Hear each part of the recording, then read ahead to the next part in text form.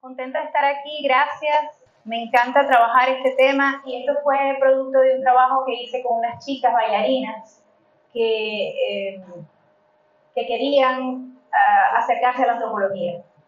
Y bueno, amigas, conversamos y yo les propuse hablar de lo simbólico, de los símbolos y del lenguaje como símbolo, del cuerpo como símbolo, de lo que se puede hacer con el cuerpo para simbolizar desde las artes. Sonia Sanoja fue una bailarina, coreógrafa, maestra y poeta que nació en Caracas en 1932, murió en el 2017 y pues fue innovadora, pues fue la fundadora de la danza contemporánea en el país y fue quien inició el diálogo entre la danza y otras formas de arte.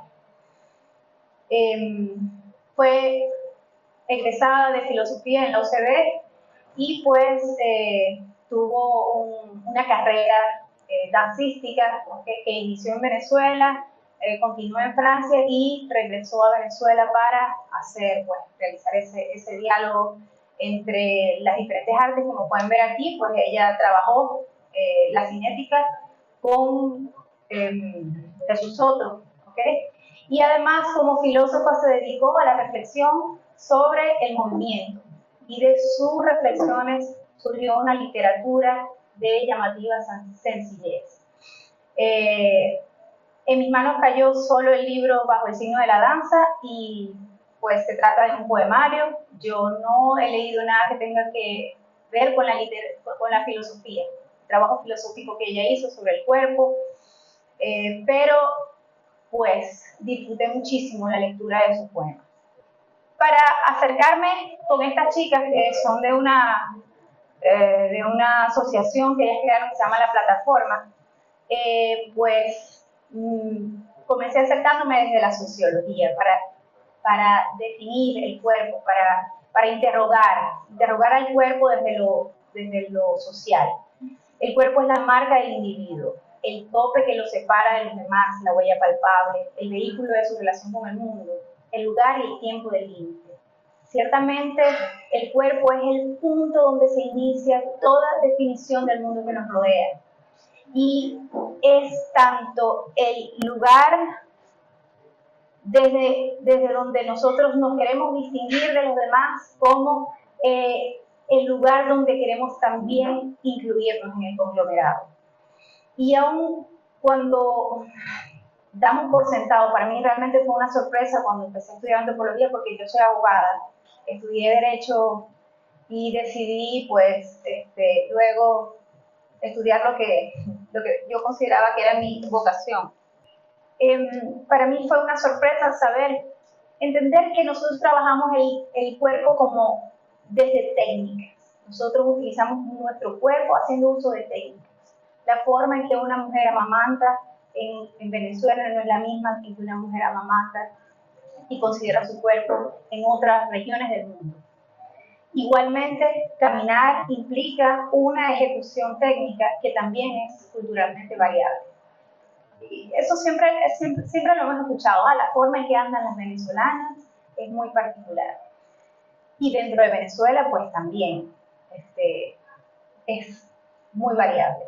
Foucault define el cuerpo, yo digo que lo define con una gran porosidad, ¿no?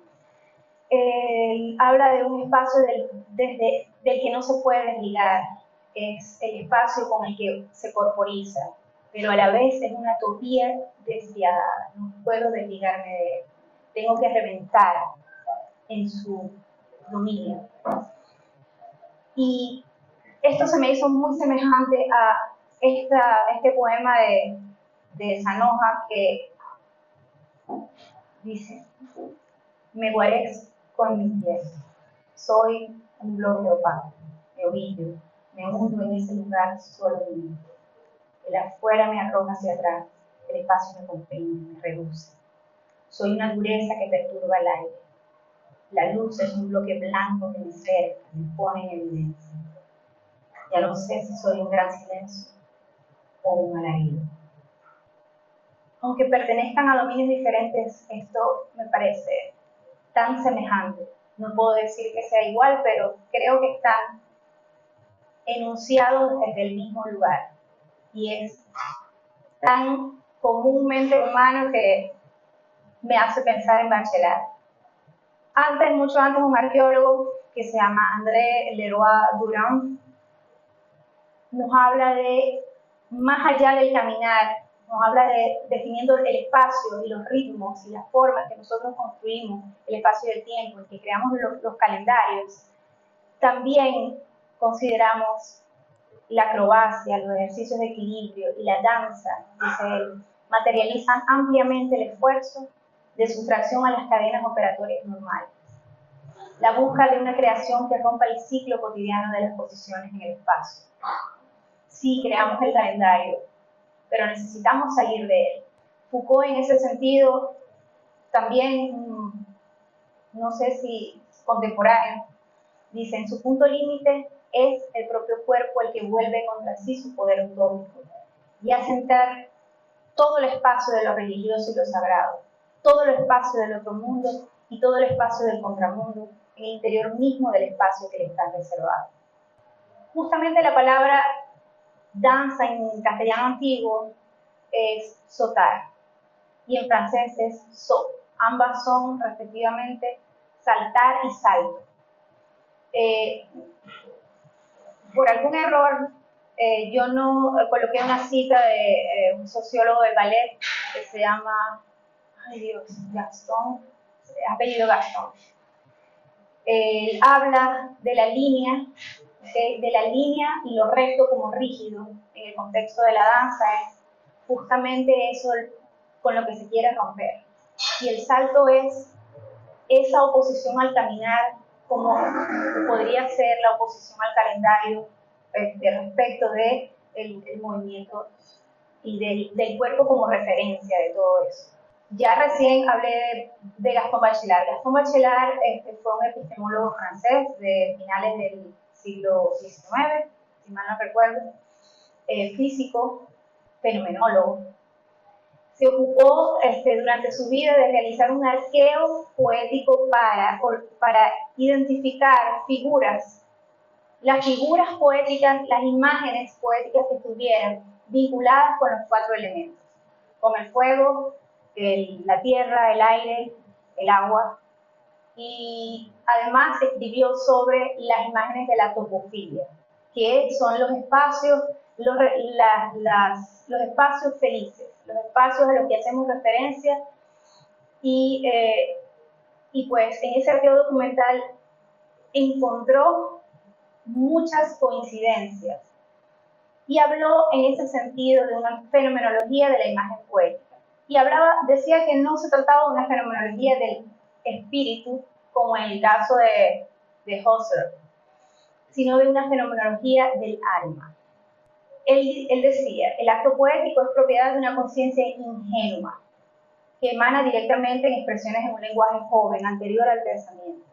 Cuando el poeta se encuentra en la creación, en la imagen poética, en el acto poético, se encuentra en el umbral del ser. Y pues yo considero que ese umbral del ser justamente es ese espacio en donde de alguna manera la respiración está contenida. Y no somos seres, no estamos racionalizando, no estamos en la razón, pero estamos en ese umbral donde estamos en el ser, donde no razonamos y somos seres vivientes, solo respiramos. Dice Bachelard, es a través de la fenomenología donde podemos estudiar el fenómeno poético en su realidad específica, altamente variable, que puede estudiarse entonces la amplitud, la fuerza y el sentido de la transsubjetividad de la imagen poética. Yo hice una revisión sobre la poética del espacio, que es una lectura que recomiendo, hermosa, donde principalmente son imágenes del espacio. Y en este caso, para estudiar a Sonia Zanoja, revisé las imágenes relativas al movimiento, que tienen que ver con las ensoñaciones del aire. En palabras de Bachelard habla de una física pormenorizada de la imaginación dinámica. Cuando se estudia el poema, debemos estudiar la densidad del objeto del que se está hablando, la energía, cómo se trabaja la energía de transformación, cómo se refleja, de transformación y superación, y dónde y cómo el poema nos da lecciones de cambio y de movilidad sustancial. Si se habla del alcance, de la ascensión y sublimación de fenómenos aéreos para identificar entonces los principios de una psicología ascensional.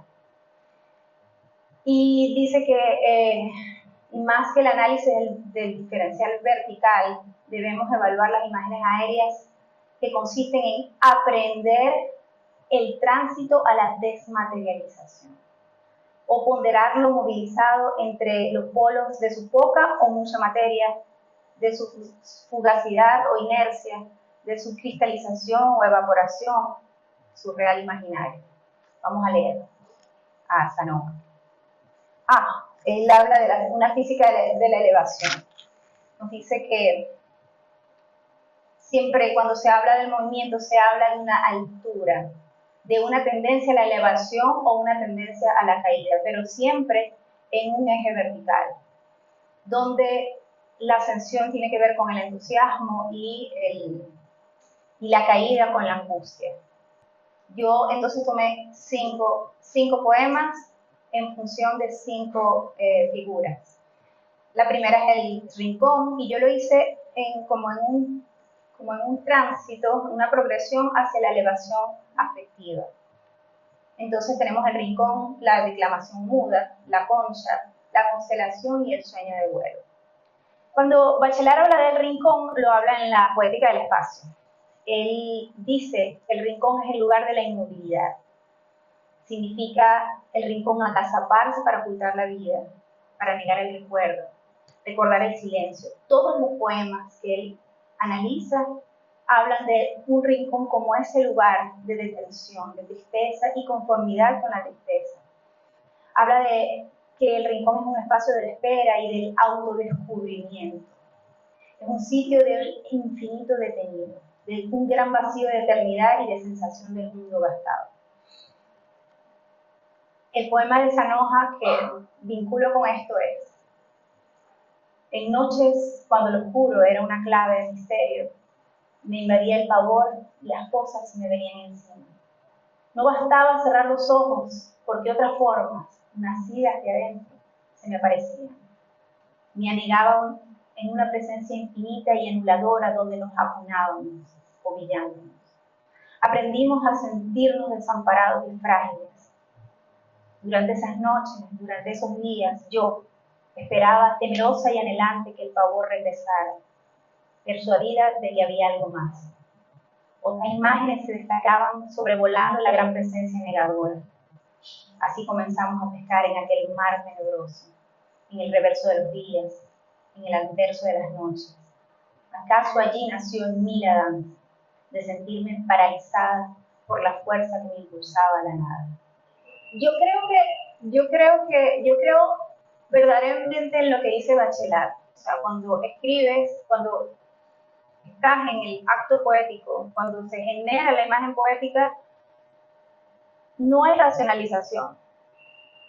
Creo que es algo que emerge de la conciencia en un estado no contaminado por la reflexión. Creo que, bueno, vamos a seguir viéndolo. De hecho, hay un poema que voy a leer, que analicé, que tiene que ver con el ritmo. Bueno, Bachelard habla sobre la poesía, sobre todo lo que tiene que ver con la metáfora y la diferencia entre la metáfora y la imagen poética. Él pues analiza y expone, me parece magistralmente. Yo no estudié literatura, he participado en concursos de literatura y he ganado, pero no tengo una formación pues como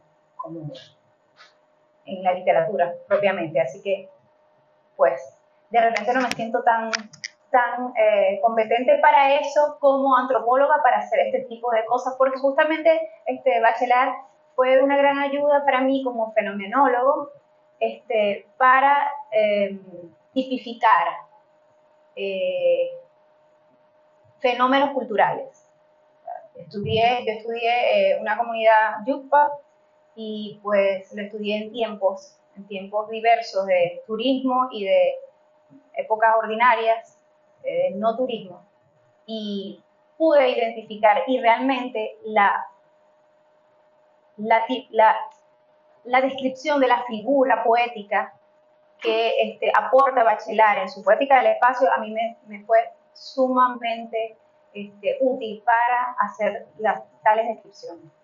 Otra figura es la figura de la concha, que es otra figura de la Poética del Espacio, pero que tiene una psicología muy dinámica. O sea, la concha habla de un cambio oculto y lento, como sucede un cambio oculto y lento que se gesta al interior de una concha marina. La conducta de un ser vivo que cambia dentro de una piedra es un itinerario psicológico. En este caso, Zanoja lo presenta ese movimiento interno como la emergencia de un otro.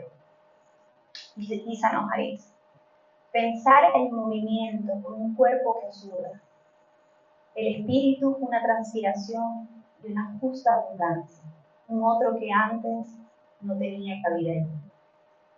Esta imagen sí es propiamente de la poética del movimiento, de las ensoñaciones del movimiento. Y es la declamación muda. La declamación muda nos habla de la respiración con los labios entreabiertos, que es completamente diferente a la respiración que se hace con los labios fruncidos.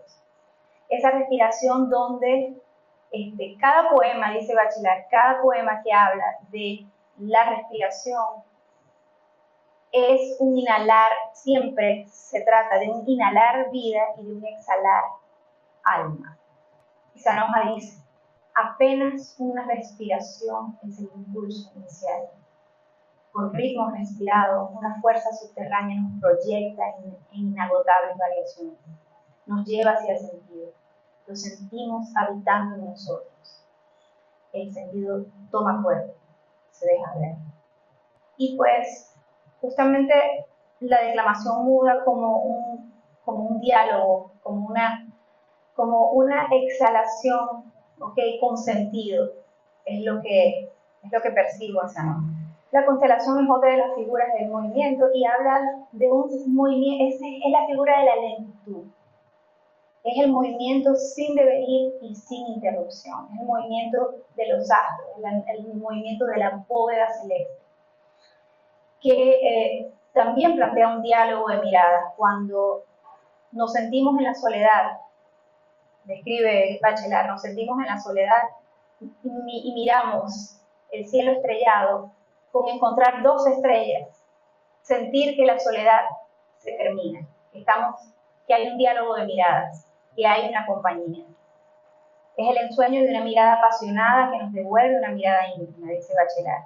Los ojos que nos entregan su mirada, por muy ajenos que sean a nuestra propia vida, ejercen sobre nuestra alma una influencia estelar.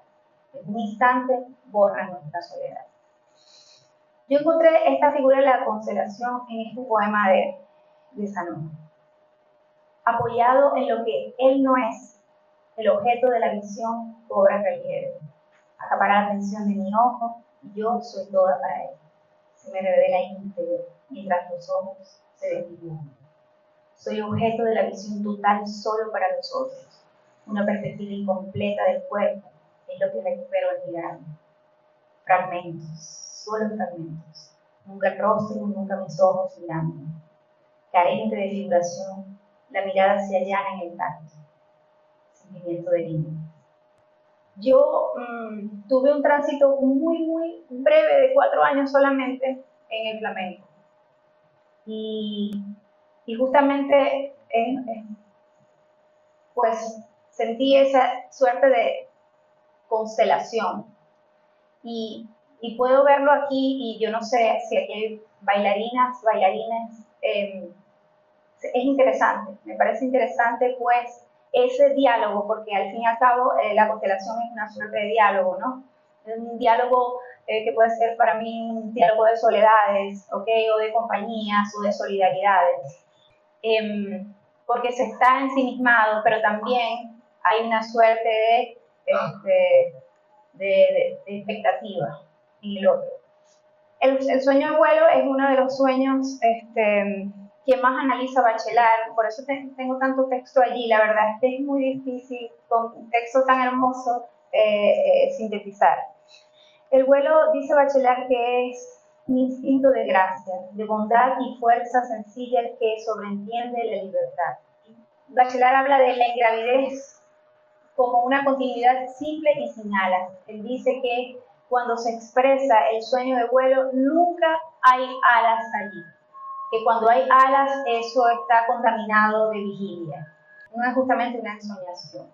Zanoja dice: danzar es una actitud ante la vida, un riesgo vital, una osadía austera, diaria, apasionada, el goce desafiante de los días, de la vida de todos los días, y el deseo de saltar y quedar suspendidos en el aire, atemporales, como un sueño de levitación. Tal como Bachelard lo dice más atrás, cuando se habla de la elevación, se habla del entusiasmo, se habla de una actitud moral superior, energizante, non plus ultra del bienestar moral. Y Zanoja nos habla de su intención de ingravidez.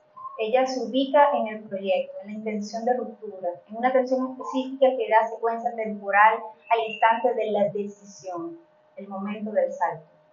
Su voz desafiante traduce voluntad e impulso, una imagen intermedia entre el salto y el vuelo, entre la discontinuidad y la continuidad. Estos versos están llenos de palabras de ruptura y palabras liminares, riesgo, osadía y deseo, además de desafío. Todas están opuestas al proyecto de continuidad, que dan suspensión atemporal, levitación. Bueno, esto es todo lo que tengo.